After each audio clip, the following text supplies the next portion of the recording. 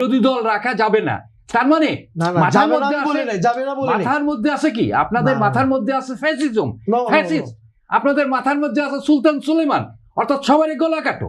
মিডিয়ার সামনে দাঁড়িয়ে ইসলামকে অপব্যাখ্যা করা বা ইসলামকে অপমান করা আর ইসলামী দলের নেতা হয়ে তো এটা তো আমার মনে হয় সঠিক না। যেমন তিনি বললেন যে ইসলামে তো পার্লামেন্টের ব্যবস্থাই নাই, তখন তো রাষ্ট্র ব্যবস্থা ছিল না, তখন কোনো রাষ্ট্র ব্যবস্থাই ছিল না।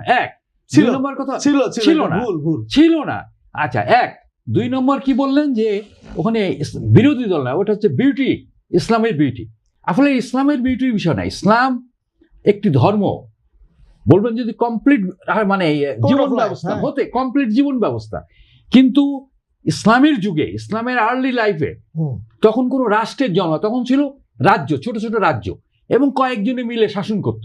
এবং আপনার সেই সময় যদি দেখেন, আমরা কি দেখেছি, তখন ক্ষমতা হস্তান্তরের কোনো সিস্টেম ছিল না ওই ব্যবস্থায়, যার ফলে আমরা কি দেখেছি যে 4জন খলিফা কতল করে করে পরবর্তী সরকার গঠন করা হয়েছে। আজকে যে রাষ্ট্র ব্যবস্থায় পরিবর্তন, উনি বলছেন যে বিরোধী দল রাখা যাবে না, তার মানে মাথার মধ্যে আছে কি, আপনাদের মাথার মধ্যে আছে ফ্যাসিজম, আপনাদের মাথার মধ্যে আছে সুলতান সুলেমান, অর্থাৎ সবারই গলা কাটো। তো কাজে আমার মনে হয় এর থেকে আপনারা দয়া করে বেরিয়ে আসেন।